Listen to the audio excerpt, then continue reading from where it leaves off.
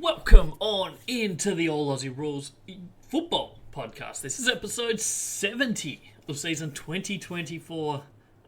Today's episode is going to be looking at the top 50 AFL players from 2024 as reviewed by me. I've been working over the since the season finished pretty much, on organising this list. We've got the top 50 here. We've also done the rest of the competition. When I say we have done the rest, we're almost done.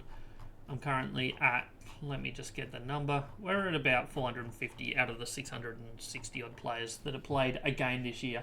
So we're flying through.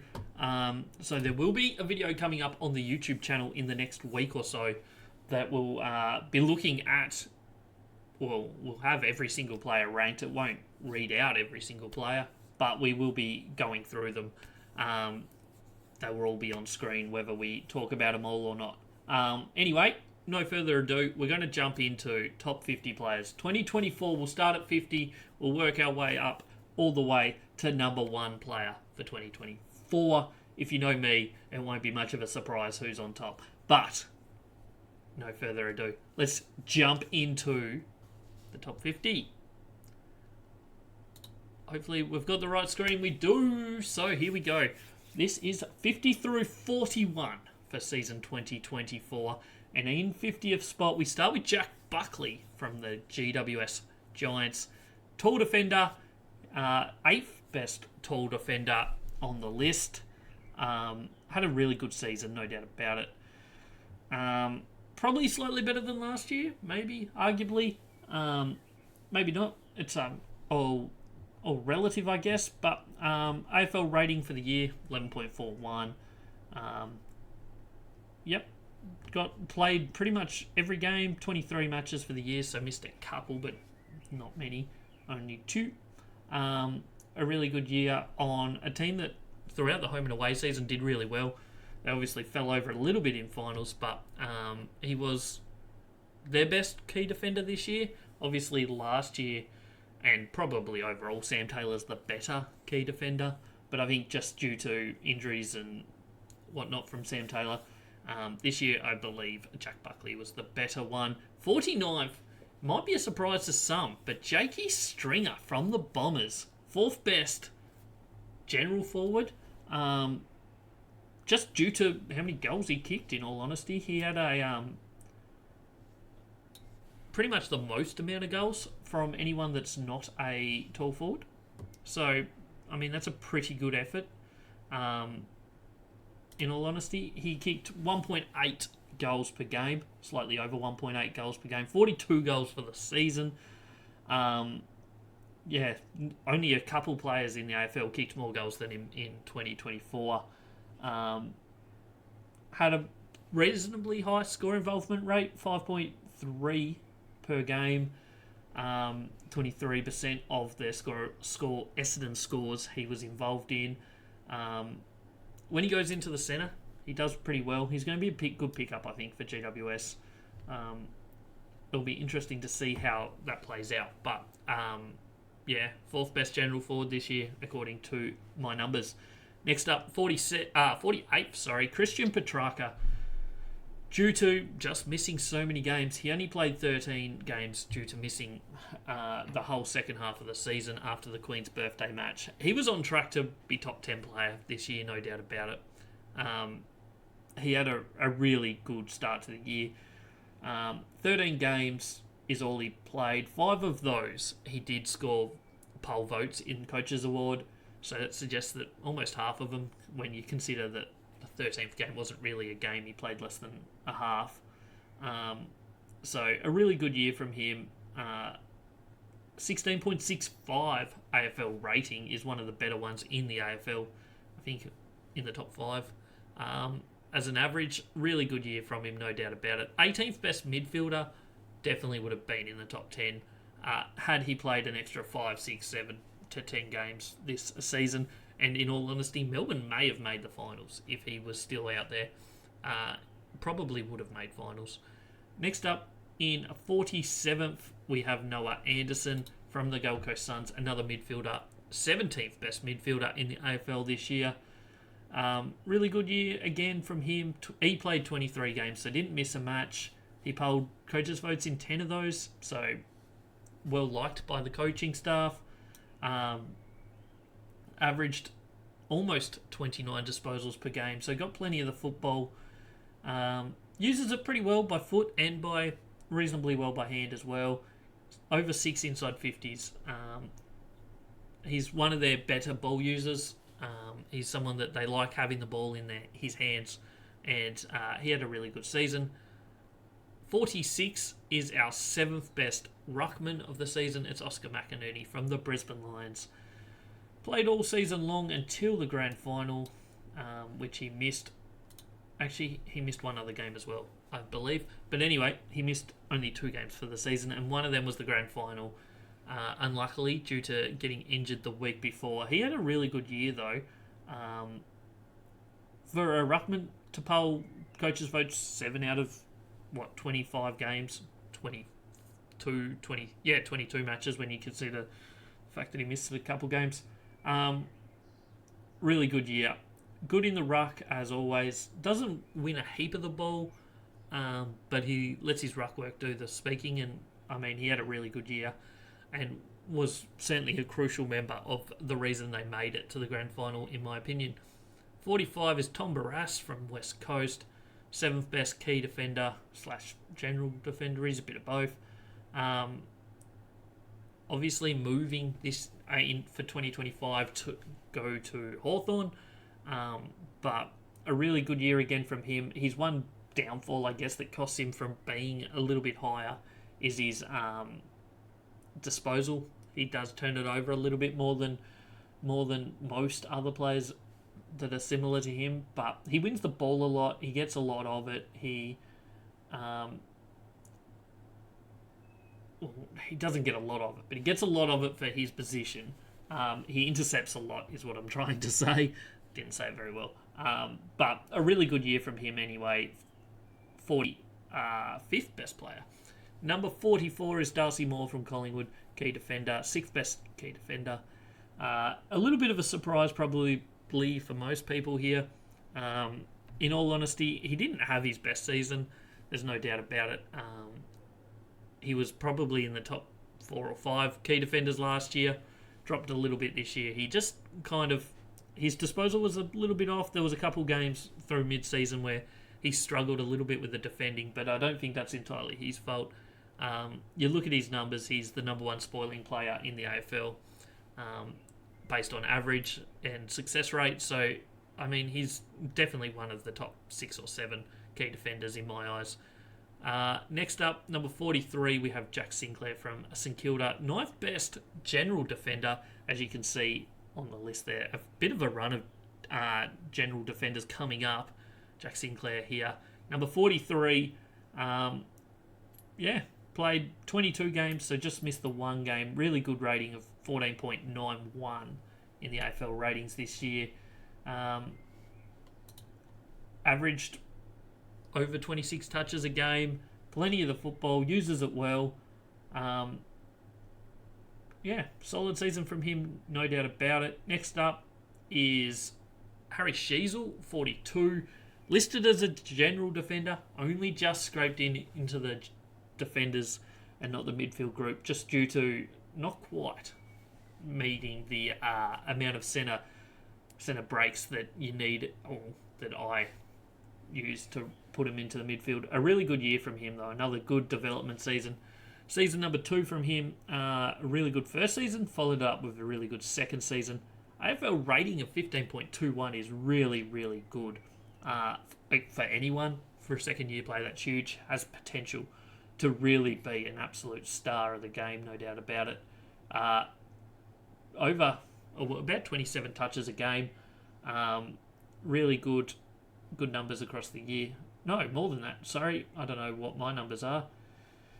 Over 29, almost 30 disposals a game. Once he moved into the midfield in that second half of the year, he started getting a lot of clearances, and we saw a lot of development from him. I think it's only upwards for him in the future years. A really good return. Number 41 is Connor Idun. Number 7 ranked general defender. A little bit different than pretty much all the other general defenders on this list, in that he's more of a defender. Most of the others are ball users, people that run, dash, win the ball, get those meters gained, and try and burst the ball forward. Whereas Connor Iden is primarily a defender-first mentality. His loss rate in the back line as a one-on-one player is really good, comparable with anybody as a general defender. He doesn't lose many. He wins enough of the ball. He has over 19 touches a game, which is down on the Sinclair, the Sheasel, and a lot of these other general defenders, but he defends a lot better than most of the others. A really outstanding season in my eyes from him. I think he's one of the most underrated general defenders, maybe even one of the most underrated defenders full stop in the AFL. A really good year from him, and I truly believe that he deserved to be ranked where he is. Didn't get many coaches' votes, but I'd still have him safely there. I'm comfortable with having him 41st. Next up, we have the next 10 players. 40th is another GWS Giant. It's Kieran Briggs, the ruckman from Sydney, 25-year-old. 6th best ruckman, really came into his best this year. A good season from him. AFL rating of 13.19. Gets a fair bit of the ball. Not a huge amount, but a fair bit of the ball for a ruckman. About 15 touches a game. Pretty solid. His ruck work's good. He gets a lot of clearances. He's a big body, and he just throws it around and does a really good job of it. Number 6 ruckman for the year. Just missed out on number 5, in all honesty. 39 is Hayden Young from Fremantle. Underrated midfielder who really started to get a bit of plaudits towards the end of the year. Really high AFL rating this year of 16.14. 23.7 touches. So he's not the biggest ball winner as a midfielder, but when he's getting the ball, he's doing a lot of good things with it.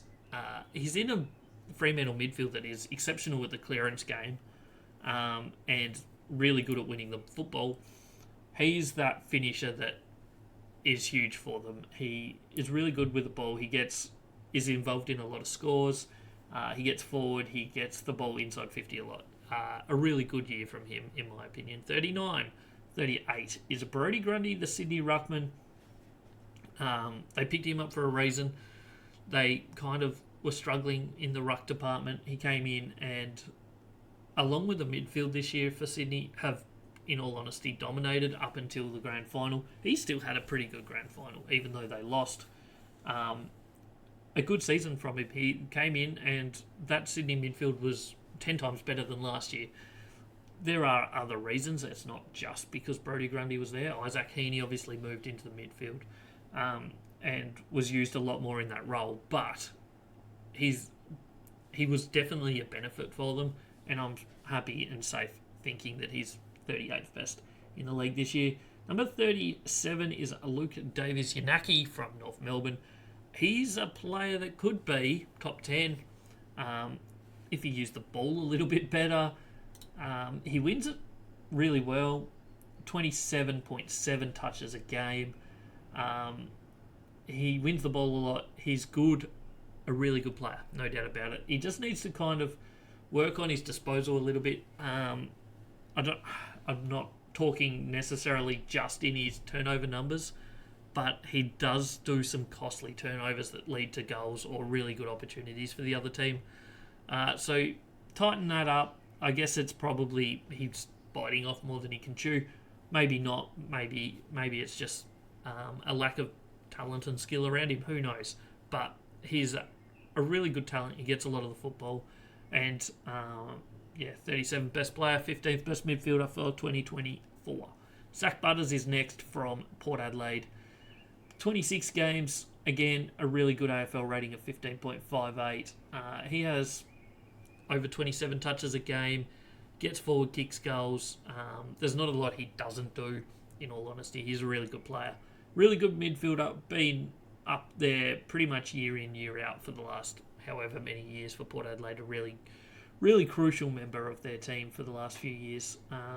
Getting towards about the age where he should be peaking in his career. So I think the next couple of years are going to be very important for him. Next up is 35, and that is Tyson Stengel from Geelong, general forward, third best general forward in the AFL this year, according to me. A really good year, no doubt about it. He's not a massive ball winner. I mean, not many small forwards are, but he averaged about 13 touches a game. Kicks plenty of goals, is crucial in setting up a lot of other goals for them. Really good season from him, no doubt about it. And was crucial in the Geelong resurgence from last year's poor season. James Sicily from Hawthorn, key defender, but also not a key defender. He's kind of a key defender sometimes. He's also a bit of a general defender. He's also someone that swings forward a bit, especially late in games if they need a goal or two. He had a fantastic season. Fifth best key defender numbers. Really good year from him. I think very underrated. I mean, he polled coaches' votes in 10 games this year, which is a really high number compared to a lot of other key defenders. 21.4 touches per game, so a lot more than a normal key defender. The only other one that's comparable is kind of Jeremy McGovern, who we'll get to shortly. Doesn't lose too many battles one-on-one. He does really well. Had a couple quiet games, but overall I think this year was maybe his best yet. It was a really good season from him, no doubt. And he really flourished in the kind of new game style that Hawthorn have brought into the AFL with Hockball, especially in those late moments where he goes forward and kicks goals. I think he kicked like 3 goals in a game once down in Tasmania. So a really good performance from him. Next up, we have number 33 is Maxi Holmes, general defender, number 6 best general defender for the season. Really good year from him as well, 14.87 AFL rating. Over 24 touches a game, really good numbers, really good season from him. Played 25 games, gets plenty of the football, uses it well, runs it, carries it, gets the ball forward, is a crucial member of that Geelong team that was one of the best, actually was the best intercept team this season. And he was a crucial part of being part of whether he was creating the intercept or whether he was being the one that then gets the ball and carries it forward from the interceptor. He was a crucial member of that all season long. Sam Flanders from Gold Coast is next up. 5th best general defender, 32nd best player in the AFL this year. Good season from him. Over 30 touches per game, which is a really big amount. A lot of that uncontested, but I mean, that's still part of the game. 13 times in the coaches' votes, 22 matches, an AFL rating of 14.7, Super Coach score average of 119. He won a lot of the football this year. A lot of it was uncontested, a lot of it was handball receives and short kick receives and stuff, but at the end of the day, you've got to be good to still win those, get that much football. He had a really good season. It'll be interesting to see what sort of role he gets going forward. Obviously, Gold Coast have recruited some running defenders. It's going to be interesting if they maybe move Flanders more into that midfield role for 2025. We'll see what happens, but he had a really good season, no doubt. Another defender up next in 31st, and that's Jeremy McGovern, key defender, West Coast star. He's going to have more pressure on his shoulders next year because they've lost Barras down there. Really good season from him, though, no doubt. 12.91 rating points. Wins a lot of the football for a key defender like Sicily. He was averaging 20.5 disposals a game this season. Doesn't lose many one-on-ones. He helps out his teammates really well down back. He gets the job done week in, week out. He's been a huge player for the Eagles for many years. He's certainly getting his plaudits for that now. And yeah, 4th best key defender, 31st best player for 2024. We move on to the next batch of 10. Excuse me. Number 30. Yes, number 30 is Toby Green. 2nd best general forward, which might surprise a lot of people. He kicked a lot of goals. He had a lot of goal assists. there weren't the most dominant small forwards this year in the AFL, which gets him into the second best and 30th overall. Well down on last season, but last season he was probably in the top 10 players, maybe even the top 5. He had a really good year last year. He still had enough of the football, 15 touches. He kicked inaccurately at times, which kind of cost him a little bit. Could have had a really good year, but in the end, I'm reasonably happy with him sitting there in 30th. Number 29 is Jake the Snake Waterman from West Coast. 4th best key forward, arguably could be a little bit higher. Kicked a lot of goals this season. Certainly early season was looking like a real chance for the Coleman. Especially when he went on a little run from like round 4 through to round 8, where he kicked pretty much 5 goals a game across like 4 or so weeks. Was starting to really look like he was going to dominate the Coleman. He ends the season with 53, which is 2.65 goals a game. He missed a couple games. Best lead-up forward in the competition this year. Him and Cole Langford from Essendon were the 2 best lead-up forwards. And he was definitely the best of them.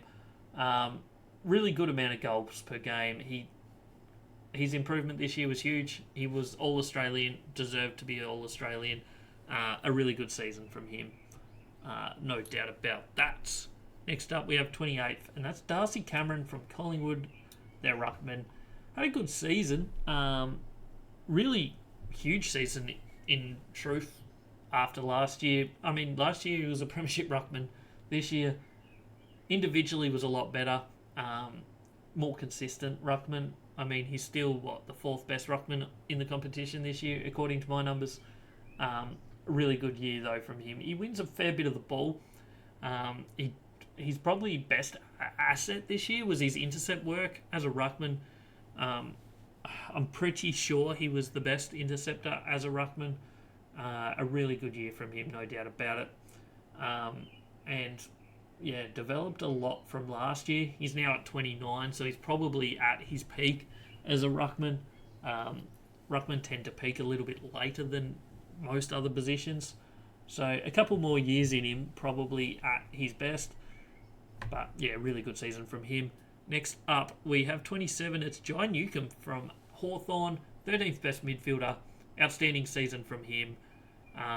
Certainly second half of the season was outstanding. He was coach's vote 12 out of their 25 games. He was probably, if not their best player throughout the whole second half of the year. I've said it many times, I think, now, but Dylan Moore was the one that kind of got them going early season when they weren't winning games, and even those first few that they did win. He was the most crucial player. But in that second half of the year, I think that kind of swayed towards Jai Newcombe. He was fantastic, there's no doubt about it. A really good ball-winning midfielder, good in the clearance, good up forward at creating chances. Certainly had a fantastic year. 26 career best year for Adam Treloar. 12th best midfielder, 26th best player in the competition this year. Had a lot of the football. Ended up well over 31 touches per game. Did well with the football as well. Really good user of it this year. A lot better than probably historically he has been. Didn't do a lot wrong all year, in all honesty. Was a crucial part of their team all year long. They have a really strong midfield, and he really stepped up this year. I mean, he's always been a really good player. I would say this was quite clearly his best season yet, though, of his career. 25 is Chad Warner from Sydney, another midfielder, 11th best midfielder. Slightly down on possessions on some of these other midfielders around him, but what he does lack in possessions, he makes up for in goals. Kind of like the rest of that Sydney midfield, Errol Goulden and Isaac Heaney. They all get forward a fair bit, and they all kick a lot of goals for midfielders, and it kind of makes up for the fact that the Sydney forward line might not be the strongest forward line in the competition. It gets made up for by the fact that their midfielders get forward and kick goals. And, Chatty Warner was certainly that this year. He had a couple big games mid-season, rounds 8, 9, 10-ish, where he was getting like 30-odd touches, also getting a couple goals and also a couple goal assists each game. So he had a fantastic season, no doubt. There, 24 is Luke Ryan, 4th best general defender this year, was named in the All-Australian team. Fantastic year from him. He played 23 matches, AFL rating of 11.3, Supercoach 116, had over 24 touches a game, used the ball well, ran the ball, got lots of it. Not too many mistakes made from him this year. A really good year and deserved All-Australian. 23 is Nick Martin, 3rd best general defender. Does get up the ground a bit, sometimes playing on the wing, even goes forward occasionally. Did kick 4 goals in a game against Melbourne. I think they might have all been in the last quarter as well, or certainly a few of them were in the last quarter. No, not Melbourne. Was it Melbourne? Yeah, I think it was Melbourne when they were losing and they were coming back. Really good year from him. 28 disposals a game. Uses it pretty well. He cops a little bit of criticism from some people in the media about his ball use sometimes. But he takes that risky option, which, I mean, if it works out, is going to be huge for you. Sometimes it's going to backfire. But I think as a 23-year-old running backman, he has the potential to be their best player over the next few years. Obviously, Zach Merritt is clearly their best player still. But Nick Martin has the potential, I think, to be that next in line. Number 22 is Jacob Wiedering, 3rd best tall defender this year. Doesn't lose many down back. He's a really, really consistent player. He's had a couple really good years in a row. Doesn't win a huge amount of the ball, but he just doesn't lose many one-on-ones or even packs or anything. He really does lock down his opponent and does a really good job of it. 21, we swing to the other end of the ground to a Charlie Curnow for Carlton. Key forward, 3rd best key forward this year. Probably was on track for his 3rd Coleman in a row there for a fair chunk of the season. Looked like he was going to get it. Fell off a little bit towards the end and then got injured for the last couple of weeks and missed the last couple of rounds, which ended up meaning that he didn't have a shot at passing Jesse Hogan. I think, in all honesty, Jesse Hogan deserved it, probably had the better season, but still a really outstanding season from Charlie Curnow. A really good season all round. Good numbers all year. Kicked a lot of goals for the 3rd year straight. He's an absolute gun, no doubts about that. Now we move into the top 20, and 20th is Matt Rowell from the Gold Coast. 10th best midfielder. Really good season from him as well. Gets a lot of the football, is more of a defensive midfielder than a lot of the others on this list. He tackles hard. He wins a lot of clearances, especially in opening round. He got a ton. Opening round or round one of those two. Gets a lot of the football. 16.15 AFL rating. He's an absolute gun, there's no doubt about it. When he's not chewing grass, he's certainly winning a lot of the football, and he does it well all season long. Next up is number 19, Rowan Marshall from St Kilda, 3rd best ruckman in the AFL this year. Kind of a slightly different ruckman than maybe some of the others. He gets a lot of clearances still. He kind of gets a fair chunk of the football too, getting over 20 touches per game. That's probably what he does best, is he's winning the ball a lot. Not always the most effective player with the ball, but I mean, he's a ruckman. He gets more of it than most ruckmen, or pretty much any other ruckman, and had a really good season, no doubt about it. 3rd best ruckman in the league is a great achievement. 19th best player in the comp. 18 is Tom Green, GWS, midfielder. 9th best midfielder. Really good year from him again. Not that that surprises anybody. Over 30 touches a game, gets a lot of clearances, tackles hard, big ball winner, kicks goals occasionally. Yeah, you know what you're going to get with Tom Green. You get it week in, week out, and he very rarely disappoints. Number 17 is Dylan Moore from Hawthorn.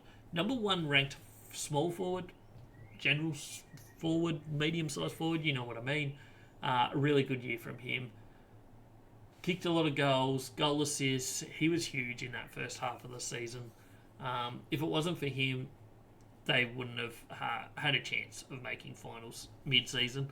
I know they lost their first 5 and 6 of their first 7 or whatever it was, but he was crucial in getting them close in some of those games and then over the line in a few of their early wins. Outstanding year from him, no doubt about it. I clearly think he was the best general small forward in the competition this year. Yeah, clearly. Number 17 in the league this year. Next up, we go to Harris Andrews, number 16 from Brisbane, key defender. Second best key defender in the competition this year. Really good season again. He just doesn't lose many one-on-ones. He wins a fair bit of the ball, intercepts pretty well. I mean, he has over 13 touches a game, which is pretty solid as a key defender.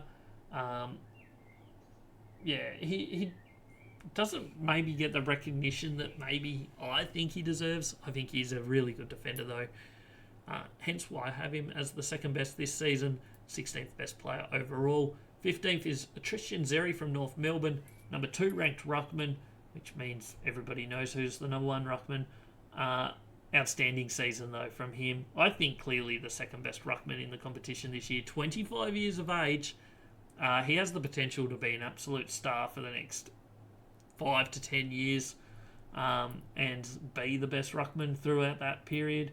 Wins plenty of ball, gets plenty of clearances, has good disposal, can finish in front of goal as well when he's down there. A really good season from him. Huge improvement, and I think, in all honesty, it looks like he'll probably be the best ruckman in the competition next year, in my opinion. Next up, we have 14th, Zach Merritt from the Bombers, 8th best in the midfield. Really good player, no doubt about it. Wins a lot of the ball. I think his second half of the year maybe was a little bit of a drop based on his first half of the season was outstanding. His second half was still really good. Maybe just didn't finish the season off as well as maybe it looked like he was going to. He's 29 now, so he's around about that time where it's probably seen his peak or he's at his peak right now. Still, really good midfielder. He needs more support, no doubt about it. 14th best player in the competition. Number 13 is the only outside mid in the top 50. Almost the only outside mid in the top 100 players in the AFL, if we're being completely honest. Errol Goulden is an absolute gun. I've got him 7th best midfielder, by far the best wingman in the competition that we've seen in the last 3-4 years. He's only, how old is he now? 22. He's only 22 years of age, and he's an absolute jet. Wins a lot of the football, 27, 28 touches a game, roughly. Kicks goals, goal assists every week. He's a really good player. He was tried a bit more in the centre throughout the later half of the season, and certainly was pretty solid in there too. I just think his ability to run up and down that wing all day is what sets him apart, and there's just nobody at the moment in the competition that comes close to him out on the wing.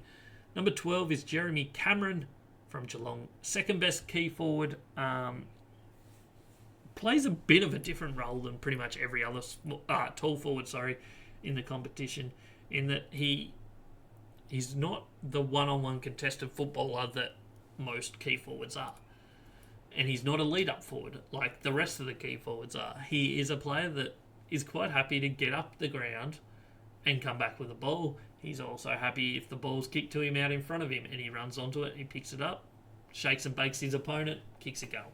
That's how he plays football, and it works for him very, very well. He gets a lot of the football for a tall forward, over 16 touches a game, kicks multiple goals a game. He was, I don't know exactly where he ended in the Coleman, but he was in the top 3. Just an outstanding season from him, no doubt about it, all year long. And I think he deserves to be number 12. Number 11 is the best key defender of the season, Sam Collins. Doesn't lose one-on-ones. He's just a really effective defender. Doesn't get a huge amount of the ball. Most of his possessions do come from intercepts. He's just a defender that defends really well, and that's what you got to do. And I'm quite comfortable having him as the best defender, or tall defender, in 2024. Next up, we move into the top 10, and we're going to go player by player now. Number 10 is Caleb Sarong. Unlucky to be as far down as 10th. Sixth best midfielder this year. After 4 weeks, he was probably second best player in the competition behind Isaac Heaney. But as you can see, 29.4 disposals a game, 7.6 clearances, part of the best midfield in the competition. In all honesty, their clearance work is outstanding. Almost 7 score involvements a game. Doesn't get a huge amount of goals, but a really outstanding season from him. Didn't miss a game, and did nothing wrong. There's absolutely no doubt about it. A really, really solid midfielder. And one that complements Hayden Young really well. I think those two work well together, because you got Sarong, who's that contested clearance winning player. Hayden Young's the one that runs it out. And same with Brayshaw. He's the contested player, clearance player as well. Kind of like Sarong, but slightly different. Next up, number 9, Dane Zorko. What a resurgence from this young fella, medium-sized defender, who hasn't been that player in his AFL career really at all. Rotated back due to injury to Coleman in the first week, from that sort of half-forward flanker, sometime midfield role that he had last year, and was really effective at it. But this year, he went to another level going back. Certainly in the first half of the year was outstanding. 26.3 touches, over 5 score involvements as a backman is really, really solid. Just an outstanding season. Capped off with a premiership. Fantastic effort from him. Second best general defender in the AFL this year. Number 8 is the best ruckman of the year, and no surprises. Once again, it's Max Gawn. I think he's a 7-time All-Australian now. There's not many accolades this guy doesn't have. He's a fantastic player. Has been for many years. I mean, he's 33 now, so he is getting on. But he's just a really good player. 19 touches, 5 clearances, ton of hit-outs. Over half a goal a game, 5.2 score involvements. He's a tough matchup, no doubt about it. Very rarely does anyone take his colours at all. Pretty much nobody all year. Brodie Grundy did in opening round. I don't think there was anybody else really throughout the year that did. Just a fantastic year from Big Maxi Gawn. Number 7 is Tommy Stewart from the Geelong Football Club. General defender, number 1. Kind of plays a different role than a lot of general defenders, in that sometimes, certainly towards the end of the season, was more so lining up as a backman, but then would move more into a midfield role after the centre clearance. But 19 touches, as you can see, 5 clearances a game is more than your general defender usually gets. Doesn't have a huge amount of score involvements, but he's just how crucial he is for that Geelong lineup, and what he does for them is huge and was huge all year round. So I have him in 7th best player. Number 6 is the 2023 Brownlow medalist, Lachie Neale. I personally think that he was better in 2024 than he was in 2023. 5th best midfielder overall, really outstanding year. Capped off with a fantastic performance in the grand final, which, in all honesty, on the day I thought Ashcroft was probably Norm Smith, but then every time I've watched the game since, I can't see how Lachie Neale didn't win it. He was outstanding. Absolutely outstanding. 26 games for the year, over 29 touches, almost 8 clearances, half a goal a game, 6.7 score involvements per match. Nothing. There is nothing on the field that this guy can't do. He's outstanding. He wins the football. He puts the team on his back, and he was a major reason they won the premiership this season. He just keeps giving, and he certainly never lets anyone down up in Brisbane territory. Number 5 is Nick Dacos from the Collingwood Football Club. 4th best midfielder, AFL rating of 16.8. Wins a lot of the football, 30.7. This year had to do a bit more clearance work than previous due to injuries, so like the likes of Tom Mitchell, Geordie DeGoey, and a few others through the midfield throughout the year. Lowered his disposal efficiency a bit due to that, but his contested football was huge. I think 2nd or 3rd best in contested football for the season. 7.35 score involvements a game is outstanding, one of the best of any midfielder. Over 30 touches, really outstanding year from him. He's gone from strength to strength. 2nd most amount of Brownlow votes in a season ever, only behind Paddy Cripps, who won the Brownlow this year. Fantastic season from him, no doubt about it. 5th best player. If Collingwood can stay healthy next year and give him a bit more support, there's no reason why he won't be in the top 5 again next year. Number 4 is the only non-midfielder in the top 6, and that's Jesse Hogan from GWS. I can't go past him. His numbers, maybe a lot of those numbers don't look that great. Outside of the fact he won the Coleman, he was the most important player for GWS in them making the top 4. Kicked over 3 goals a game, over 6.6 score involvements per game, and his one-on-one win percentage was unbelievable almost. Over 50% of the one-on-ones this season he won is incredible. The next best of key forwards was about 30%, and he was over 50. Outstanding season from him. Just an absolute contested mark king. He just has hands that just grip that ball. He's fantastic to watch. He had a great season, no doubt about it. I think best key forward in the competition this year. I also am quite happy with him in number 4. It took 3 really good midfielders to knock him back to 4th as well. A really outstanding season from Jesse Hogan.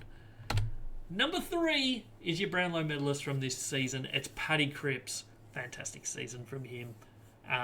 Doesn't get as much support from his teammates as perhaps he needs to go to that next level, to take Carlton to that next level. But he does just about everything that an individual can. AFL rating of 18.3, 24 matches, 28.8 disposals per game, over 8 clearances, almost 7 score involvements. He kicks quite a few goals, 0.71 goals per game. Set AFL record for most Brownlow votes in a season. Incredible year. Fantastic season from him. Didn't get enough support from his other midfielders in his team, perhaps, but yeah, fantastic season from him, no doubt about it. Number 2 is Isaac Heaney from Sydney Football Club. 2nd best midfielder. His start to the season was absolutely phenomenal. His first 5 weeks, he was clearly the best player in the competition, and in the end, wasn't far off being number 1 at the end.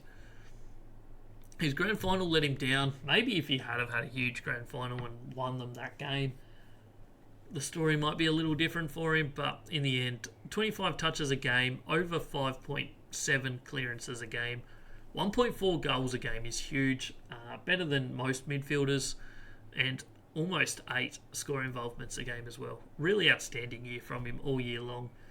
Let himself down, obviously, on grand final day, was playing injured apparently, but the 2 weeks before that, the 2 games in the finals before that, he was absolutely outstanding. Best on ground in both of those, so you can't hold too much against him for not dominating on grand final day, because he is the major reason that they got that far in the first place.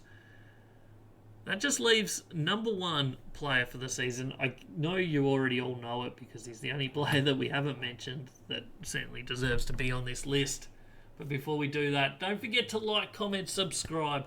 Jump down in the comments. Let me know what you think of this list. Who do you think missed out that should have been on there? Who do you think's on there that shouldn't have been? Let me know in the comments. Don't forget to subscribe. Whether you're on YouTube or Spotify, I appreciate you all.